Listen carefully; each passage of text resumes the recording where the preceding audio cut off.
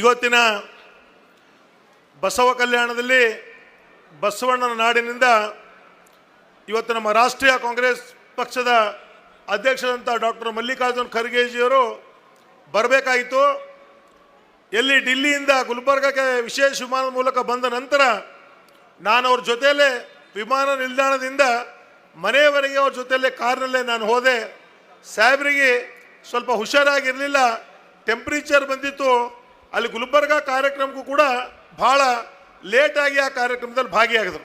ಆದರೆ ಅನಿವಾರ್ಯ ಇವತ್ತು ಬಸವ ಕಲ್ಯಾಣಕ್ಕೆ ಸನ್ಮಾನ್ಯ ಶ್ರೀ ಡಾಕ್ಟರ್ ಮಲ್ಲಿಕಾರ್ಜುನ್ ಖರ್ಗೆ ಅವರು ಬರ್ತಾನೆ ಇದ್ದರು. ಆದರೆ ನಡು ಮಧ್ಯದಲ್ಲಿ ಸ್ವಲ್ಪ ಟೆಂಪ್ರೇಚರ್ ಬಂದ ಸಲುವಾಗಿ ಮಾನ್ಯ ಬರ್ಲಿಕ್ಕಾಗಲಿಲ್ಲ.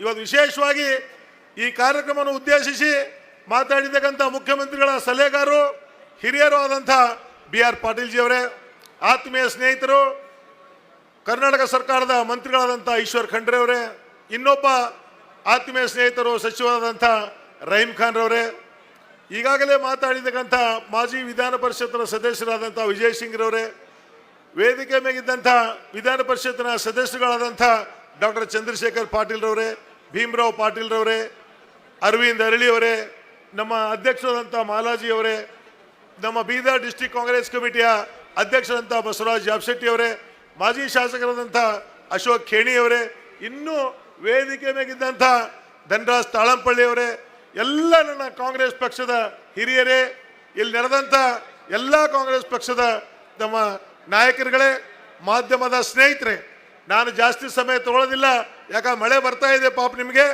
ಇವತ್ತು ವಿಶೇಷವಾಗಿ ನಮ್ಮ ಪಕ್ಷದ ಅಭ್ಯರ್ಥಿ ಯುವಕರು ಆದಂಥ ಸನ್ಮಾನ್ಯ ಶ್ರೀ ಸಾಗರ್ ಖಂಡ್ರೆ ಅವರು, ಇವತ್ತು ಅವೆಲ್ಲ ನೋಡಿದ್ರಿ, 10 ವರ್ಷ ಈಗಿರ್ತಕ್ಕಂಥ ಸಂಸದರಿಗೆ ತಾವು ಅವಕಾಶ ಕೊಟ್ಟಿದ್ರಿ. ಇವತ್ತು ಹೊಸದಾಗಿ ಇವತ್ತೇನು ಸಾಗರ್ ಖಂಡ್ರೆ ಅವರು ಇವತ್ತು ಪಾರ್ಲಿಮೆಂಟ್ಗೆ ಹೋಗಬೇಕಾಗಿದೆ. ತಾವೆಲ್ಲರೂ ಇಲ್ಲಿ ಬಸವಣ್ಣ ನಾಡಿನಿಂದ ಪ್ರಾರಂಭ ಆಗಬೇಕಾಗಿದೆ. ಈಗಾಗಲೇ ಹಿರಿಯರಾದಂಥ BR ಪಾಟೀಲ್ರವರು ಇವತ್ತು ಮೋದಿಯವರ ಬಗ್ಗೆ ಆಗಲಿ, ದೇಶದ ಬಗ್ಗೆ ಆಗಲಿ, ಯಾವ ರೀತಿ ನಡೀತಾ ಇದೆ ಎಲ್ಲನೂ ಕೂಡ ಅವ್ರು ಹೇಳಿದ್ದಾರೆ. ಇವತ್ತು ನಾನು ಇಷ್ಟೇ ಹೇಳಕ್ಕೆ ಇಚ್ಛೆ ಪಡ್ತೀನಿ, ತಾವು ಅಭ್ಯರ್ಥಿ ನೋಡಿ, ಇವತ್ತು ಯಾವ ಅಭ್ಯರ್ಥಿಗೆ ಮತ ಹಾಕಬೇಕು, ಯಾವ ಪಕ್ಷಕ್ಕೆ ಹಾಕಬೇಕು, ಯಾವ ಪಕ್ಷಕ್ಕೆ ಹಾಕಿದ್ರೆ ನಮ್ಗೆ ಒಳ್ಳೇದಾಗ್ತದೆ. ಈಗಾಗಲೇ ಕಾಂಗ್ರೆಸ್ ಪಕ್ಷ ರಾಜ್ಯದಲ್ಲಿ ಅಧಿಕಾರದಲ್ಲಿದೆ, ತಮಗೆ ಹೇಗೆ ನುಡಿದಂಥ ನಡೆ.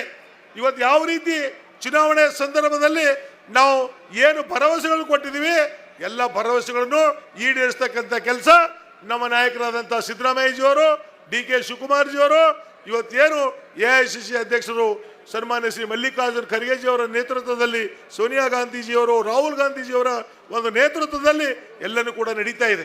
ಇನ್ನೂ ಕೂಡ ಮುಂದೆ ಇವತ್ತು ದೇಶದಲ್ಲಿ ಇಂಡಿಯಾ ಮಿತ್ರಕೋಟೆ ಅಧಿಕಾರಕ್ಕೆ ಬಂದರೆ ಇನ್ನೂ ಅನೇಕ ಯೋಜನೆಗಳು ಈಗಾಗಲೇ ವಿಜಯ್ ಸಿಂಗ್ ಅವರು ಹೇಳಿದ್ದಾರೆ.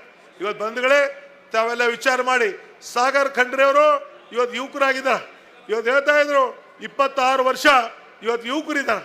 ಇವತ್ತು ಒಂದು ರಾಜ್ಯದಿಂದ ಒಂದು ಬೀದರ್ನಿಂದ ಒಂದು ಸಂದೇಶ ಹೋಗಬೇಕಾಗಿದೆ.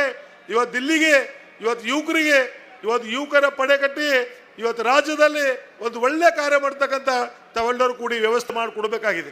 ಇವತ್ತು ನಾವೆಲ್ಲರ ಜೊತೆಗೆ ಸೇರಿ ಇವತ್ತು ಮಾಧ್ಯಮ ಸ್ನೇಹಿತರು ತಾವೆಲ್ಲ ಇದ್ರ, ಅವರಿಲ್ಲ ಇವರಿಲ್ಲ, ಇವ್ರು ಬಂದರು ಅವ್ರು ಬಂದರು, ನಾವೆಲ್ಲರೂ ಕೂಡಿ ಜೊತೆಗೂಡಿ ಕೆಲಸ ಮಾಡ್ತಕ್ಕಂಥ ಕಾರ್ಯದಲ್ಲಿ ನಾವೆಲ್ಲರೂ ಕೂಡ ತೊಡಗಿದ್ದೀವಿ.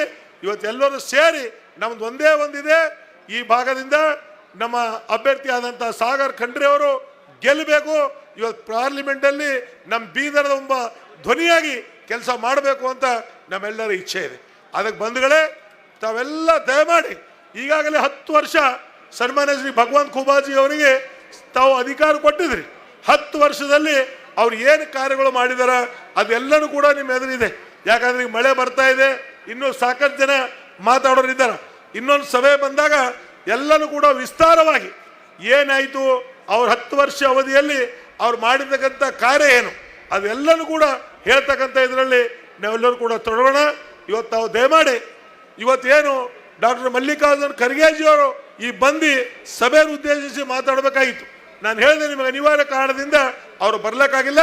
ಮತ್ತೆ ಮುಂದೆ ಚುನಾವಣಾ ಸಂದರ್ಭದಲ್ಲಿ 7ನೇ ತಾರೀಕು ಒಳಗಡೆ AICC ಅಧ್ಯಕ್ಷ ಇರ್ಬೋದು, ನಮ್ಮ ಪಕ್ಷದ ಮುಖ್ಯಮಂತ್ರಿಗಳು ಮತ್ತು ಉಪಮುಖ್ಯಮಂತ್ರಿಗಳು ಎಲ್ಲರೂ ಕೂಡ ಬೀದರ್ ಜಿಲ್ಲೆಗೆ ಆಗಮಿಸಿ ಅವ್ರ ಸಭೆಯನ್ನು ಉದ್ದೇಶಿಸಿ ಅವ್ರು ಮಾಡಿರ್ತಕ್ಕಂಥ ಕಾರ್ಯಗಳ ಬಗ್ಗೆ ಕೂಡ ನಿಮ್ಮ ಜನರಲ್ಲಿ ಹಂಚ್ಕೊಳ್ತಕ್ಕಂಥ ಕೆಲಸ ಮಾಡ್ತಾರ ಅಂತ ನಾನು ಹೇಳಿ ಇನ್ನೊಂದು ಸಲ ಈ ಚುನಾವಣೆ ಬರ್ತಕ್ಕಂಥ 7ನೇ ತಾರೀಕಿದೆ.